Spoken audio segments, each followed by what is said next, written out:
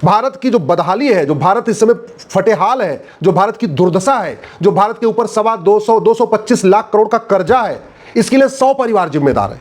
एक परिवार दिल्ली वाला है, जिसके बारे में आप देख ही रहे, रोज प्रेस कॉन्फ्रेंस हो रही है। एक परिवार, 2 परिवार आंध्रा तेलंगाना में है, जिन्होंने आंध्रा और तेलंगाना को बर्बाद कर दिया। एक परिवार तमिलनाडु में है, जिसने पूरे तमिलनाडु को बर्बाद कर दिया कई सालों से सत्ता में। एक परिवार असम में है, जिसने असम को लूटा बांटा और असम की पूरी डेमोग्राफी बदलवा दिया, वहां रोहिंग्या बांग्लादेशियों को पूरा ले आके सेटल कर दिया। 2-3 परिवार हरियाणा में है, जिन्होंने लगातार जुमलेबाजी करके हरियाणा पे सत्ता बनाए रखी और हरियाणा को लूटते रहे। एक परिवार बिहार में है, जो पिछले कई दशकों से लगातार लूट रहा है बिहार में जंगल राज भी कायम कर रखा है जिसने। 2 परिवार उत्तर प्रदेश में है, जो जाति का जहर घोल के सत्ता में आते हैं और उसके बाद लूटते हैं, खजाना पूरा सरकारी खजाना लूट लेके अपना जो है ऑस्ट्रेलिया में फार्म हाउस बनवा लेते हैं और लंदन में जाके बंगलो खरीद ले रहे। मध्य प्रदेश में 2 परिवार है, जिन्होंने मध्य प्रदेश को लूटा। 2 परिवारों ने छत्तीसगढ़ को लूट लिया।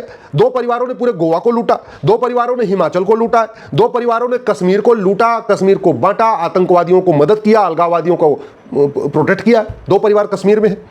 एक परिवार झारखंड में है, पूरे झारखंड को लूट रहा है, झारखंड की डेमोग्राफी बदल रहा है, रोहिंग्याओं की मदद कर रहा है, बांग्लादेशियों की मदद कर रहा है, धर्मांतरण कराने वाले मिशनरियों की मदद कर रहा है। ऐसे ही कर्नाटक में 2 परिवार हैं, जो लगातार कर्नाटक को लूट रहे, बांट रहे, कर्नाटक को खा रहे। 2 परिवार महाराष्ट्र में है। एक परिवार उड़ीसा का है, जिसने उड़ीसा को पूरा लगातार बदहाल बना के रखा, उसको पिछड़ा राज्य बना के रखा। 2 परिवार पंजाब में है, पूरे पंजाब को उन्होंने नशे के अंदर जाके ढकेल दिया। 100 परिवार हैं, मात्र 100 परिवार हैं, जो पूरे भारत को बर्बाद करने पे तुले हुए हैं। लेकिन हमारा कानून, हमारी न्यायिक व्यवस्था, हमारा सुप्रीम कोर्ट इन 100 परिवारों का कुछ नहीं कर पा रहा। 70,000 करोड़ का कॉमनवेल्थ घोटाला हुआ था, उसमें 2-4 प्यादे पकड़े गए, कुछ मंत्री संतरी पकड़े गए, लेकिन 70,000 करोड़ का घोटाला हुआ किसके इशारे पे हुआ था? उसमें कुछ नहीं हुआ, उस परिवार को कुछ नहीं हुआ। 1,76,000 करोड़ का 2G घोटाला हुआ, बस बाबू पकड़ लिए गए, सचिव पकड़ लिए गए, कमिश्नर पकड़ लिए गए, लेकिन जो मास्टरमाइंड थे परिवार, उनका कुछ नहीं हुआ। 1,86,000 करोड़ का कोयला घोटाला हुआ, उसमें भी बस वही नौकर साहब पकड़े गए, सचिव को पकड़ लिया, एडिशनल सेक्रेटरी को पकड़ लिया, 2-4 और बाबू पकड़ लिया, लेकिन जो मास्टरमाइंड थे उनका कुछ नहीं हुआ। कड़वी सच्चाई है कि 500 साल में जितना मुगलों ने लूटा था भारत को, अंग्रेजों ने उतना 200 साल में लूट लिया था। और जितना मुगलों और अंग्रेजों ने 700 साल में लूटा, इन 100 परिवारों ने पिछले 75 साल में उतना लूटा है। ये कड़वी सच्चाई है।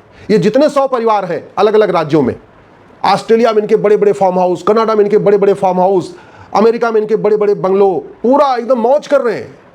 बहुत सारे लोग कहते हैं भारत गरीब है, गरीब नहीं है, भारत आज भी सोने की चिड़िया है। पहले भी सोने की चिड़िया था, इसलिए मुगल आके लूटे, पहले भी सोने की चिड़िया था, इसलिए अंग्रेज भी आके लूटे, और आज भी सोने की चिड़िया है।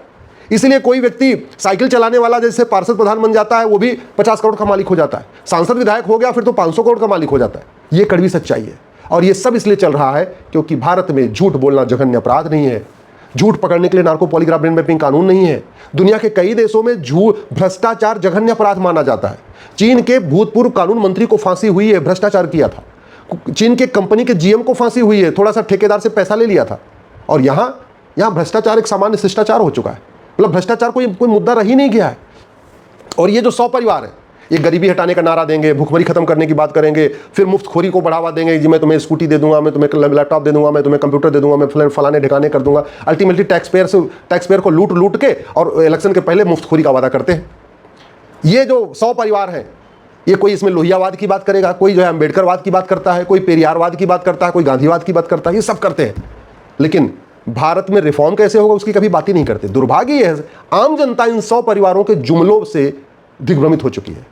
आम जनता इन 100 परिवारों के पे यकीन करती रही और उस यकीन का इन्होंने फायदा उठाया। खूब लूटा, बच्चों को यहाँ विदेश भेजा, यहाँ भेजा, वहाँ भेजा, खुद के अपने चार्टर्ड प्लेन बना लिए, सब कुछ कर लिया।